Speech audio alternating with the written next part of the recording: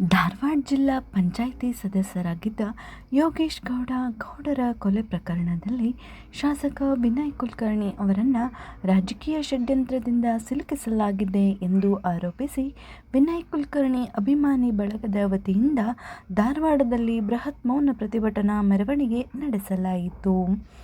ಧಾರವಾಡದ ಕಡಪ ಮೈದಾನದಲ್ಲಿ ಜಮಾವಣೆಗೊಂಡ ಕಾಂಗ್ರೆಸ್ ಕಾರ್ಯಕರ್ತರು, ಮುಖಂಡರು ಹಾಗೂ ವಿನಯ್ ಅವರ ಅಭಿಮಾನಿಗಳು ಕಲಾಭವನದಿಂದ ಕೆಸಿಸಿ ಬ್ಯಾಂಕ್ ವೃತ್ತದವರೆಗೂ ಮೌನ ಪ್ರತಿಭಟನಾ ಮೆರವಣಿಗೆ ನಡೆಸಿದರು. ಕೈಗೆ ಕಪ್ಪು ಪಟ್ಟಿ ಕಟ್ಟಿಕೊಂಡು ವಿನಯ್ ಅವರ ಭಾವಚಿತ್ರ ಹಿಡಿದು ಸಾಗಿದ ಪ್ರತಿಭಟನಾಕಾರರು ಕೆಸಿಸಿ ಬ್ಯಾಂಕ್ ವೃತ್ತದಲ್ಲಿ ಜಮಾಯಿಸಿ ಬಹಿರಂಗ ಸಭೆ ನಡೆಸಿದರು. ಈ ಪ್ರತಿಭಟನಾ ಮೆರವಣಿಗೆಯಲ್ಲಿ ಮಾಜಿ ಎಂಎಲ್ಸಿಗಳು, ಕಾಂಗ್ರೆಸ್ ಹಿರಿಯ ಮುಖಂಡರು ಪಾಲ್ಗೊಂಡು ಬಿಜೆಪಿ ವ್ಯವಸ್ಥಿತವಾಗಿ ವಿನಯ್ ಕುಲಕರ್ಣಿ ಅವರನ್ನು ಈ ಕೊಲೆ ಪ್ರಕರಣದಲ್ಲಿ ಸಿಲುಕಿಸಿದೆ. ಇದರ ಹಿಂದಿರುವ ವ್ಯಕ್ತಿಗಳ ಕೈವಾಡ ಬಯಲಾಗಬೇಕಿದೆ. ನ್ಯಾಯಾಲಯದ ತೀರ್ಪಿಗೆ ನಾವೆಲ್ಲ ತಲೆಬಾಗಬೇಕು ಎಂದರು.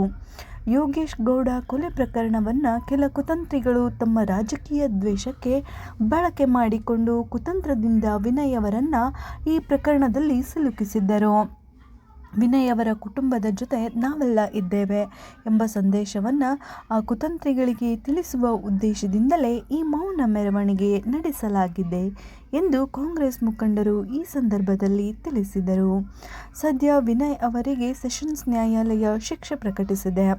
ಈ ಬಗ್ಗೆ ಮುಂದೆ ಕಾನೂನು ಹೋರಾಟ ನಡೆಯಲಿದ್ದು, ಈ ಕಾನೂನು ಹೋರಾಟದಲ್ಲಿ ತಮಗೆ ನ್ಯಾಯ ಸಿಕ್ಕೇ ಸಿಗುತ್ತದೆ ಎಂಬ ಭರವಸೆಯನ್ನು ವಿನಯ್ ಅವರು ಅಭಿಮಾನಿಗಳು ವ್ಯಕ್ತಪಡಿಸಿದ್ದಾರೆ.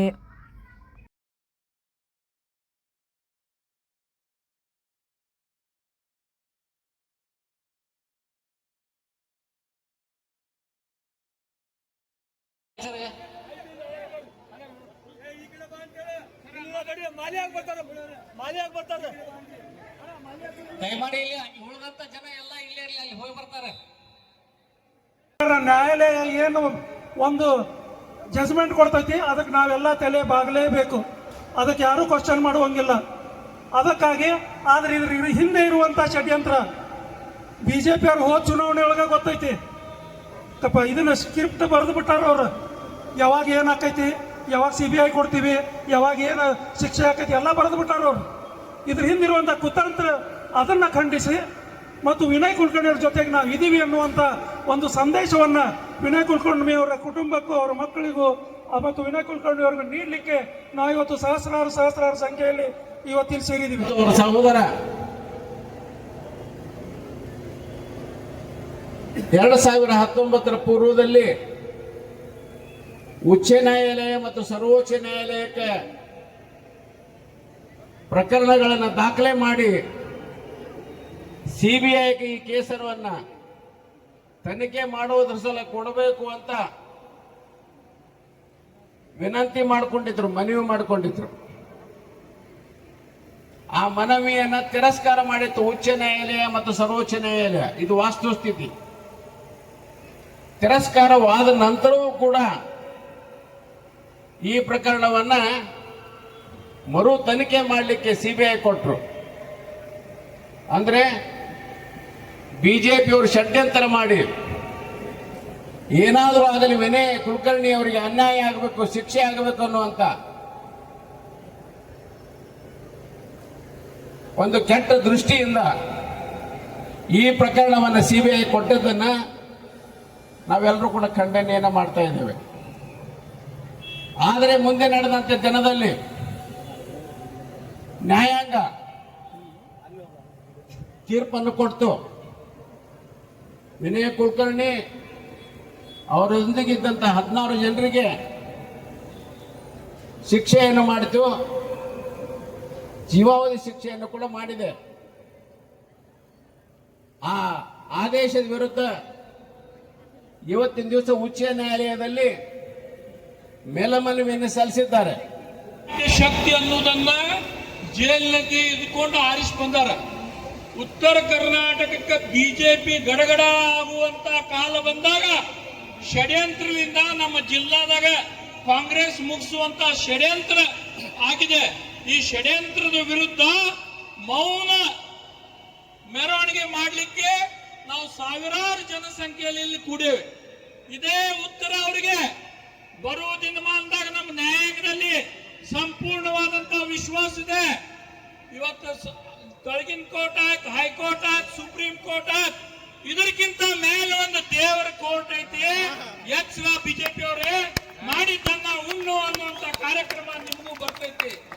ಇವತ್ತು ನೀವು ನಿಮ್ಮ ಅಧಿಕಾರದ ದುರುಪಯೋಗನ್ನ ಮಾಡಿ ಅಮಾಯಕರನ್ನ ಜೈಲಿಗೆ ಕಳಿಸುವಂತ ಕೆಲಸ ಮಾಡ್ತಾ ಇದ್ದೀರಿ. ಇವತ್ತು ಜನರಿಗಾಗಿ, ಜನರಿಗೋಸ್ಕರ ನಾವು ವಿನಯ್ ಕುಲಕರ್ಣಿ ಕುಟುಂಬದ ಜೊತೆ ಹೋರಾಟದಲ್ಲಿ ಇದ್ದೇವೆ. ನ್ಯಾಯಾಂಗದಲ್ಲಿ ಅವ್ರಿಗೆ ನಾವು ಎಲ್ಲರೂ ಕೂಡಿ ಇಲ್ಲಿ ಕೂತಂತ, ವೇದಿಕೆ ಮೇಲೆ ಕೂತಂತ ಎಲ್ಲರೂ ಇರ್ತೇವೆ ಅಂತ ಹೇಳ್ತೇವೆ. ಏನು 2016ರಲ್ಲಿ ನಡೆದಂಥ ಒಂದು ಕೊಲೆಯ ಘಟನೆ ಹಿನ್ನೆಲೆಯಲ್ಲಿ ಮೊನ್ನೆ ತಾನೇ ಸೆಷನ್ ಕೋರ್ಟ್ ಅವರಿಗೆ ತೀರ್ಮಾನವನ್ನು ನೀಡಿತು. ಆ ತೀರ್ಮಾನಕ್ಕೆ ನಾವೆಲ್ಲರೂ ಕೂಡ ಬದ್ಧರಾಗಿದ್ದೇವೆ. ಅದೇ ರೀತಿ ಮೇಲ್ಮನವಿಯನ್ನು ಕೂಡ ನಾವು ಹೈಕೋರ್ಟ್ನಲ್ಲಿ ಈಗಾಗಲೇ ಸಲ್ಲಿಸಿದ್ದೇವೆ.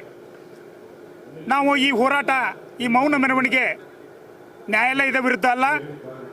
ಈ ನ್ಯಾಯಾಲಯದಲ್ಲಿರುವಂಥ ಕೇಸನ್ನು ಕುತಂತ್ರಿಗಳು ಯಾವ ರೀತಿ ಉಪಯೋಗ ಮಾಡಿಕೊಂಡ್ರು, 2016ರಿಂದ ಅವ್ರ ಮೇಲೆ ಏನು ಷಡ್ಯಂತ್ರಗಳನ್ನು ಮಾಡಿದ್ರು, ಅವರ ವಿರುದ್ಧ ಈ ಕಪ್ಪು ಬಟ್ಟೆ ಪ್ರದರ್ಶನವನ್ನು ಮಾಡಿ ಮುಂದಿನ ದಿನಮಾನಗಳಲ್ಲಿ ನಿಮಗೆ ಧಾರವಾಡ ಜಿಲ್ಲೆಯ ಜನತೆ, ವಿಶೇಷವಾಗಿ ಧಾರವಾಡ ಕ್ಷೇತ್ರ ನಿಮಗೆ ಎಚ್ಚರಿಕೆಯನ್ನು ನೀಡ್ತಾ ಇದೆ. ಮುಂದಿನ ದಿನಮಾನಗಳಲ್ಲಿ ನಾವು ಏನು ಅನ್ನುವಂಥದ್ದನ್ನು ತೋರಿಸ್ತೇವೆ ಅನ್ನುವಂಥ ವಿಚಾರವನ್ನು ಇಟ್ಟುಕೊಂಡು ಇವತ್ತು ಕಪ್ಪು ಬಟ್ಟೆ ಪ್ರದರ್ಶನವನ್ನು ನಾವು ಮಾಡಿದ್ದೇವೆ.